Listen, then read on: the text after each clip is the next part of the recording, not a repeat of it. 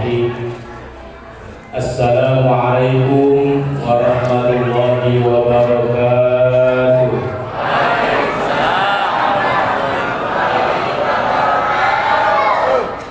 Alhamdulillahilladzi arsala rasulahu bil huda wa dinil haqq liyudhhirahu 'ala dini kulli wa kafa billahi shahida. Asyhadu an la ilaha illallah wahdahu la syarika lah wa asyhadu anna Muhammadan 'abduhu wa rasuluhu la nabiyya ba'dah. Allahumma shalli wa sallim wa barik ala sayyidina Muhammadin rasulillah wa ala alihi wa ashabihi wa man tabi'ahu bi ihsanin ila yaumil qiyamah. Amma ba'du fa ya ibadallah, usi nafsi wa iyyakum bi taqwallahi faqad fazal muttaqun. Wa hukumu wa iyaya ala ta'atillahi wa ta'ati rasulih fi kulli waqtin la'allakum tuflihun. Wa idza quri'a al-Qur'anu fastami'u lahu wa ansitu la'allakum turhamun. A'udzu billahi minasy syaithanir rajim. Laqad ja'akum rasulun min anfusikum 'azizun 'alaihi ma 'anittum harisun 'alaikum bil mu'minina raufur rahim. Shadaqallahul 'azim. Yang mulia para kesepuhan, para tokoh, para alim ulama, para kiai, para ustaz, tokoh-tokoh agama, tokoh-tokoh masyarakat yang tentunya sangat dimuliakan Allah Subhanahu wa taala dan kita hormati bersama. Semoga senantiasa seluruh para tokoh kita dijaga Allah Subhanahu wa taala. Amin ya rabbal alamin. Juga hadir bersama kita Dewan Syuro Masjid Al-Ikhlas, betul? Al-Ikhlas, Dewan Syuro, Ketua DKM, tokoh-tokoh masjid yang kita muliakan bersama. Juga hadir tengah-tengah kita anggota DPRD Kabupaten Serang. Alhamdulillah hadir tengah-tengah kita. Mudah-mudahan beliau senantiasa amanah di dalam melaksanakan tugas menjadi wakil rakyat di DPRD Kabupaten Serang. Dan kita doakan juga kalau nanti tahun 2024 maju lagi, semoga dapat lagi. Amin ya rabbal alamin. Juga hadir tengah-tengah kita Bapak Sekdes yang mewakili Bapak Kades yang pada malam hari ini sekalian tadi untuk masuk ramai, berarti lagi banyak acara, betul? Di Masjid Al-Muhajirin, di beberapa masjid banyak acara ini karena lagi musimnya Maulid Nabi, sehingga di mana-mana ramai merayakan Maulid Nabi. Semoga cinta kita kepada Nabi berlanjut dalam melaksanakan segala ajaran-ajarannya. Amin ya rabbal alamin. Bil khusus Bapak Ketua Panitia beserta jajaran panitia peringatan Maulid Nabi malam hari ini yang tentunya telah bekerja, telah berjuang mati-matian agar acara pada malam hari ini bisa berjalan dengan sukses. Semoga segala perjuangannya dibalas Allah Subhanahu wa taala. Amin ya rabbal alamin. Para bapak, para ibu, pemuda, pemudi, adik-adik harapan bangsa, harapan negara, harapan agama yang hari ini mungkin masih muda, insya Allah ke depan mereka akan menjadi pengganti kita terus perjuangan. Semoga mereka senantiasa dibimbing oleh Allah Subhanahu wa taala menuju jalan yang diridhoinya. Amin ya rabbal alamin. Pertama, mari kita sama-sama panjatkan puji dan syukur kepada Allah Subhanahu wa taala. Malam hari ini kalau kita mentafakuri, kalau kita mentadabburi apa yang ada pada diri kita, di hadapan kita, di rumah kita, semuanya adalah karunia Allah. Betul tidak? Tangan ini karunia, mata ini karunia, pendengaran ini karunia, semuanya dari Allah. Sehingga Allah dalam Al-Quran bingung kepada kita. Apa kata Allah? Wa fi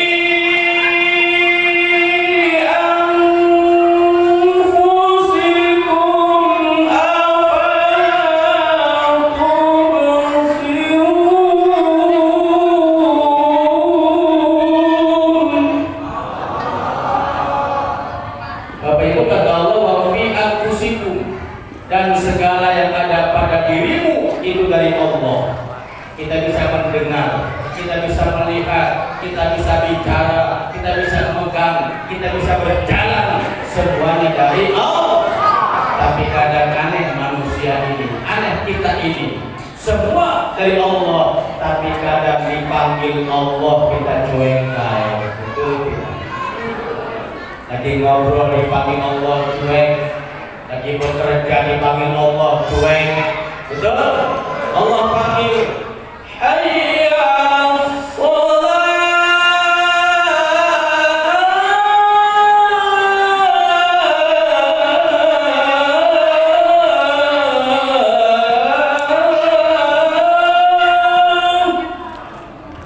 Ayo kita sholat kata Allah, tapi kadang kita cuek. Betul enggak?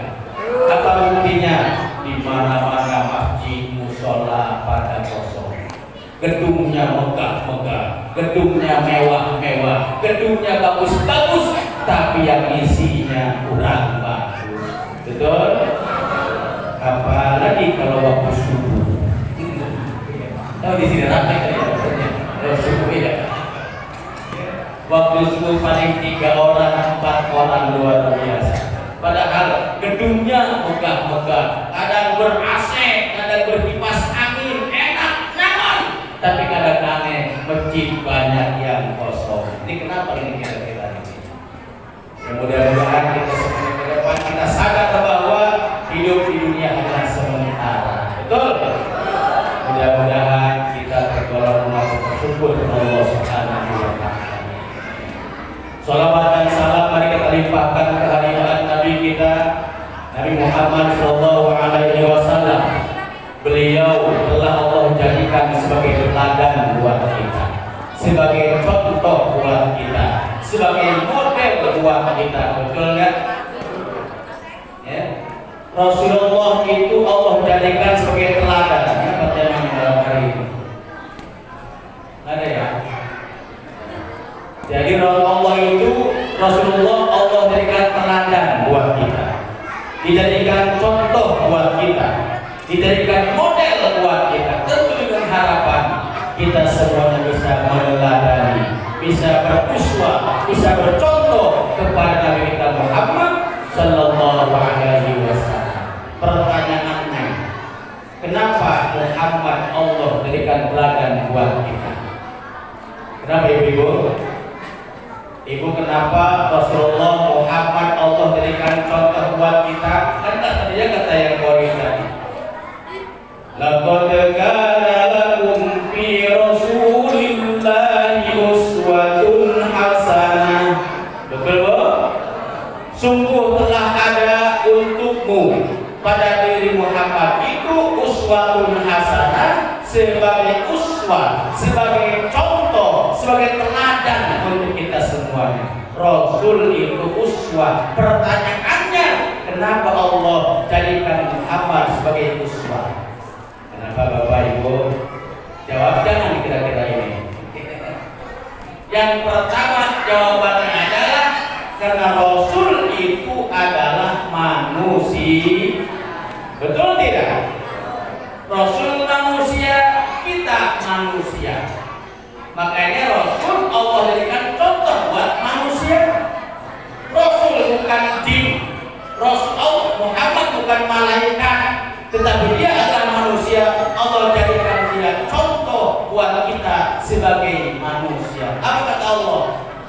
Laqad ja'akum rasulun min anfusikum. Betul? Laqad sungguh kepadamu, laqad ja'akum rasulun, seorang rasul min anfusikum, dari bangsamu, dari jenismu, dari manusia. Ternyata Muhammad juga adalah manusia, maka layak wajar Allah jadikan beliau contoh buat kita. Betul nggak? Betul tidak? Ya, walaupun manusia beda dengan kita. Muhammadun basyarun walaysa kal basyari bal huwa kayakut bainal hajari. Rasul manusia tetapi dia berbeda dengan kita, seperti mutiara dengan batu koral. Rasul mutiara, kita mah batu koral pengen mahal kudu banyak, betul tidak? Tapi mutiara walaupun dia sedikit kecil harganya mahal luar biasa. Rasul mutiara, kita mah batu koral. Rasul manusia sama dengan kita, tetapi Rasul berbeda dengan kita, betul tidak? Apa persamaan contoh? Rasulullah tidur tidak? Rasul tidur, kita juga tidur. Bedanya Rasul kalau tidur matanya merem, hatinya melek, betul? Tapi kalau kita tidur gimana? Mata merem, hatinya ya Rasul merem matanya, hatinya melek. Merem matanya, hatinya tetap hidup. Beda dengan kita. Lalu tidur, belum sudah tidur semuanya. Itu beda. Yang kedua, kita keringetan, Rasul pun keringetan, betul tidak? Apa bedanya? Rasul mah wangi keringatnya, kalau kita cium sendiri aja masing-masing. Itu bedanya. Rasul keringetan, sama kita pun keringetan. Bedanya Rasul mah wangi, lebih wangi daripada minyak kasturi keringatnya. Makanya suatu hari itu Rasul ketika akan meninggal dunia itu, ketika akan wafat, Rasulullah kumpul di masjid. Rasul lagi sakit, ngomong kepada para sahabat, wahai para sahabat, aku sebentar lagi akan meninggalkan dunia ini. Habis semua sahabatnya, tetapi aku tidak mau punya utang kepada kalian. Barangkali ada yang berurusan denganku, silakan angkat tangan, aku akan bayar hari ini juga. Semuanya terdiam pada Bapak. Kedua, Rasul berkata begitu lagi. Ketiga, begitu lagi. Angkatlah tangannya satu orang yang namanya Ukasha. Betul Ustaz? Ukasha ya? Angkat tangan Ukasha. Apa kata Ukasha? Rasul, engkau punya urusan denganku. Dulu waktu perang Uhud, kata si Ukasha ini, engkau memukul kudamu, tapi pacutmu, apa pacut itu bahasa kita ini? Apa kata? Cambuk, ya cambuk.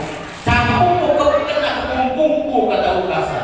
Kalau itu kau bilang utang, berarti itu adalah utangmu kepadaku. Luar biasa. Kata Rasul, Ukasha, itu utangku padamu, akan kubayar sekarang. Kata Ukasha, kalau itu utang, bayar yang sekarang ini. Luar biasa Bapak. Abu Bakar marah, Umar marah, Utsman marah, Ali marah, bahkan cucu Rasul Hasan Husain marah melihat Ukasha begitu. Luar biasa. Rasul lagi sakit, dulu dia pernah kena cambuk, Rasul nggak sengaja, dia bilang bayar hari ini. Siapa yang nggak marah coba itu? Luar biasa. Ukasha, kata Rasulullah, Ukasha berdiri, kau maju ke sini. Dulu kau pukul dengan cambuk Rasul, sekarang kita akan kubayar kamu pukul dengan cambuk. Akhirnya Rasulullah dulu kepada sahabat, ambil cambuk dari rumahnya, diambil dari cambuk dari rumahnya. Kata Ukasha, Rasul, dulu waktu kau cambuk, aku nggak pakai baju, nggak pakai apa-apa. Sekarang kau buka baju, kata Ukasha. Luar biasa. Dan orang bersahabat. Begitu Rasul buka itu cambuk, bajunya, Ukasha bukan mukul, tapi dia berlari, dia peluk Rasulullah, rak-rak, luar biasa. Dan ternyata Ukasha pernah mendengar kata Rasul, barang siapa yang kulitnya pernah tentu dengan kulitku, harap jasadnya masuk neraka. Luar biasa. Ukasha berpolitik, ya, berpolitik jadi masuk surga. Ketika dibuka Rasulullah, dia peluk. Tapi itu satu contoh pimpinan yang luar biasa. Hendak meninggal dunia saja kumpulin para sahabat, dia bilang, kalau aku punya urusan bereskan sekarang, aku ingin pergi, tidak punya beban apa-apa. Ada enggak pimpinan sekarang yang kayak begitu? Boro-boro, gampang rakyat, buat dulu. Ya kan? Jadi kalau Rasulullah memimpin itu gampang sendiri, gampang anak, gampang istri, Rasulullah kan? Tapi yang sekarang gampang rakyat, gampang siapa-siapa, siapa dulu? Saya dulu, anak dulu, istri dulu, baru kalian. Luar biasa. Betul tidak? Inilah Rasul kita yang begitu. Ya? Maka Rasulullah wajar Allah jadikan teladan pertama. Beliau adalah manusia dan kita pun manusia sama dengan beliau, tetapi beliau walaupun manusia berbeda dengan kita nilainya. Saya pengen tanya ibu, kita meludah tidak? Meludah. Rasul meludah enggak? Meludah hanya beda. Meludah Rasul jadi orang, ludah kita jadi apa? Ketika Rasulullah hijrah ibu dari Mekah ke Madinah, sebelum hijrah tuh ngumpet dulu di gua namanya Gua Tur. Yang pernah mungkin ke Mekah akan tahu tuh Jabal Tur ya, yang terjal begitu kan, gunung Tur itu. Kalau kena itu nggak bisa kan terjal begitu, tapi kok di bawahnya begitu, selfie di bawah gunung Tur itu terjal. Ternyata di sana itu Abu Bakar Siddiq ketika Rasul hijrah itu dia tersengat mungkin oleh tahu bulan, tahu kalajengking apa gitu kan. Tapi dia nggak takut, nggak bilang dia sakit aja, berat badannya, gemetar. Rasulullah itu kenapa? Ternyata dia tersengat oleh kalajengking dalam gua itu. Rasul ambil kanan untuk Abu Bakar Siddiq, diludahin, ternyata tidak. Udah Rasul vaksinasinya, ternyata sembuh, sakitnya nggak terasa. Itu ludah Rasul. Coba ya kalau kita saya ludahin, makin parah sakitnya. Betul ya Bu? Rasul sama dengan kita, tapi berbeda. Itulah hebatnya Rasul. Yang kedua kenapa? Rasulullah kenapa jadi contoh? Beliau itu adalah manusia yang multidimensi. Kalau sekarang kita jadi tukang angon kambing, ya kan? Saya kan tukang angon, contoh ke siapa? Rasul pernah juga jadi tukang angon dulunya. Betul nggak? Usia 8 tahun, ibu usia 8 tahun, Rasul sudah ngangon kambing, mengembala kambing. Kenapa? Beliau tidak ingin membebankan kepada pamannya Abu Thalib. Usia 6 tahun sudah yatim piatu, tinggal dengan pamannya. Oh, nggak mau dia merepoti, ingin mandiri. 8 tahun Rasul mengembala, mendapat upah buat dia hidup. Hebat tidak? Anak sekarang gimana? Boro-boro 8 tahun. Udah kuliah juga berapa buat jajannya mana? Betul tidak? Betul tidak? Nggak mandiri. Rasul sudah mandiri. 12 tahun sudah berdagang kemana-mana. Ke negara Syam, ke negara Syria berdagang. Usia 12 tahun. Usia 25 dia sudah kaya. Betul? Ada nggak anak kita sekarang 25 tahun sudah kaya raya Rasul? Ketika menikah dengan Siti Khadijah, ada mas kawinnya. Unta merah, kendaraan termahal ketika itu mas kawinnya. Dari mana? Hasil usaha beliau berdagang. Kalau sekarang kita jadi pedagang, Rasul pernah berdagang.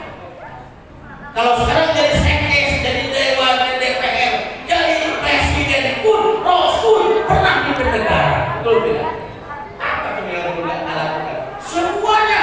Maka Rasul itu bisa menjadi contoh buat kita semuanya. Betul nggak? Contoh apa nih ibu? Satu, Rasul kita contoh akidahnya, contoh keimanannya, contoh keyakinannya.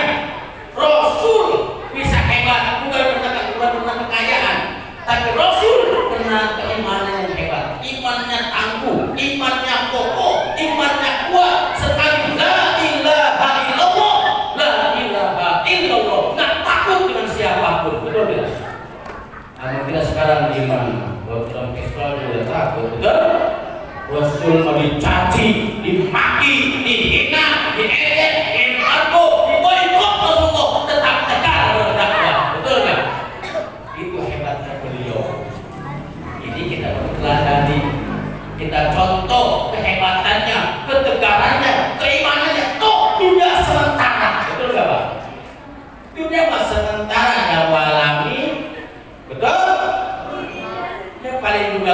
70 tahun, yang udah jarang 70 juga ya Pak ya. Yang persekusi berapa usia? 70 tahun. Ya, paling 70, 60, 50, 80 paling lama ini dunia. Enggak lama. Badan jangan ketika masih muda kuat, kokoh, makin tua makin berkurang. Enggak lama kekuatan kita. Maka Rasulullah tak takut siapapun. Demi dakwah, demi bela akidah, beliau siap berdoa bahkan diusir, tidak dibunuh. Beliau tetap tegar dan Allah jaga beliau. Betul nggak? Jangan gentar, jangan takut dengan dunia ini. Kita baru nggak makan sehari lemas, betul tidak? Ya kan? Jadi kita ini kurang tempaan. Rasulullah orang tepat sejak kecil, ya. Bayangin usia baru 6 bulan dalam kandungan sudah yatim, 6 bulan dalam kandungan sudah yatim, nggak punya bapak, terlahir nggak kenal papa nabi kita. Usia 6 tahun yatim piatu, tinggal dengan pamannya, pindah dengan kakeknya. Terus beliau ditempa dengan berbagai musibah, berbagai ujian, berbagai penderitaan. Akhirnya tumbuhlah beliau menjadi anak yang tegar, anak yang hebat, anak yang gagah, menjadi pemimpin dunia sampai hari ini terkenal namanya di mana-mana. Hebat tidak? Inilah kehidupan Rasulullah luar biasa. Maka Rasulullah Allah berikan teladan, Allah berikan contoh, belum tepat luar biasa. Nabi kita ini. Maka anak-anak hari ini ibu, para sahabat, ketika banyak anak di masjid jangan diusir. Ya, paling atur barisannya, orang tua di depan, anak-anak di belakang. Mereka sambil bercanda, lari-lari, ribut, biarin saja namanya kehidupan anak-anak. Betul tidak? Iya kan? Dan ada masjid di satu tempat Pak, demi dia untuk menarik anak-anak pasang wifi di masjidnya. Anak-anak main di luar teras masjid, pegang HP. Nanti pas waktu azan, wifi-nya mati, anak-anak suruh masuk berjamaah, semuanya sholat di situ. Dilatih mereka dilatih untuk berjamaah. Karena khawatir, jangan-jangan di masa depan nanti anak-anak kita pada ninggalin masjid. Betul tidak? Buat apa hari ini kita bangun masjid megah-megah? Makanya ibu bapak, masjid itu ibaratnya lumbung padi, ya. Pesantren itu sawahnya. Hari ini banyak orang bangun lumbung, tapi tidak bangun sawah, betul nggak? Lumbung di mana-mana dibangun, tapi sawah dibiarkan, atau susah. Lumbungnya hebat, lumbungnya bagus, ternyata tidak ada hasil dari sawahnya, anak penerusnya tidak ada. Kita udah pada nggak ada, masjid yang kosong. So lihat di kampung hari ini, yang mandiin jenazah masih orang-orang tua. Itu nggak salah di kampung-kampung itu. Belum ada generasi muda yang siap mandiin jenazah. Yang nolakin banyaknya juga orang-orang tua. Anak mudanya pada kemana? Ini kita harus bangun generasi kita ke depan. Besar kita punya program luar biasa, kita dukung, ya. Para ibu semua. Inilah tugas kita. Rasulullah Allah kader, Allah bina, Allah tempa untuk menjadi teladan buat kita. Diutus ke alam dunia buat apa beliau? Rasulullah itu diutus oleh Allah itu satu tugasnya apa? Nunjukin jalan pulang. Apa bu? Nabi Muhammad itu Allah utus ke alam dunia ini buat nunjukin jalan pulang. Kok jalan pulang hari itu kenapa? Yang kita ini kan di dunia lagi mengembara. Dari mana asalnya? Asalnya manusia dari surga. Betul tidak? Baca Al-Baqarah bareng-bareng nanti. Wa qulna ya Adam uskun anta wa zawjuka al-jannata wa kula minha ragadan haythu syi'tuma. Betul? Wa la taqraba hadhihi asy-syajarata fatakuna minadh dhalimin. Apa kata Allah? Wa qulna, dan kami telah mengatakan kepada Adam, ya Adam, wahai Adam, uskun anta wa zawjuka al-jannah, tinggallah kau dengan tenang, dengan tenang, dengan nyaman di mana? Di surga bersama istrimu. Tinggallah di surga. Dan makan apapun yang ada di surga.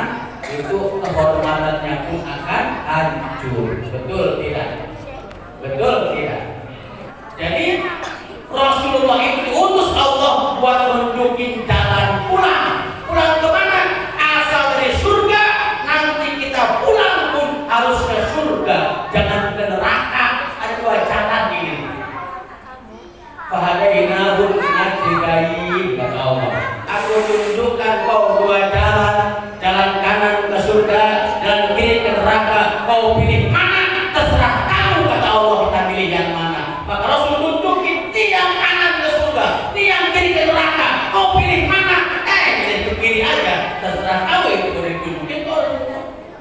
Maka Rasul itu Allah utus bawa barang dua. Apa barangnya? Walladzi arsala rasulahu bil huda wa dinil haqq. Rasul Allah utus satu membawa al-huda, membawa petunjuk yakni Al-Qur'an. Betul enggak, Bu? Pengen ke surga, baca Quran. Pengen ke surga, pelajari Al-Qur'an. Pengen ke surga, amalkan Al-Qur'an. Betul tidak? Nah, kita ingin berkah. Nanti pun akan ketika akan meninggal pun akan meninggal dunia. Nyesal kita. Apa bilang? Ini ayat doa begini. Apa kata Allah? Laula akhirtani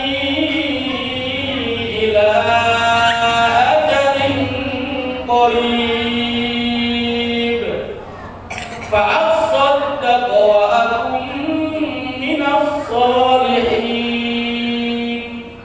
Nanti akan meninggal dunia kita ngomong ke Allah, laula akhirtani ya Allah, andaikan aku ini jangan cabut sekarang nyawanya, tunda dulu sebentar saja. Ngapain?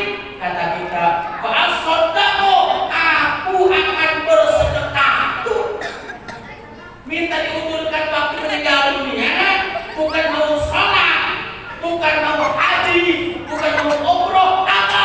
Mau sedekah bilangnya kita. Kenapa? Ketika akan meninggal dunia, Allah perlihatkan kepada kita betapa besarnya pahala sedekah itu. Makanya kita ngomong, ya Allah, aku nyesel. Waktu hidup nggak pernah zakat, nggak pernah infak, nggak pernah sedekah. Nyesel. Betapa hebatnya sedekah bisa menjaga kita di alam kubur ternyata, menjaga dari neraka ternyata. Nyesel ya Allah, undurkan dulu sejam saja. Kata Allah, nggak bisa.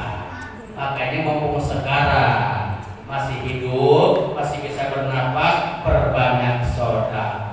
Betul tidak? Betul tidak? Tuh ibu-ibu begitu.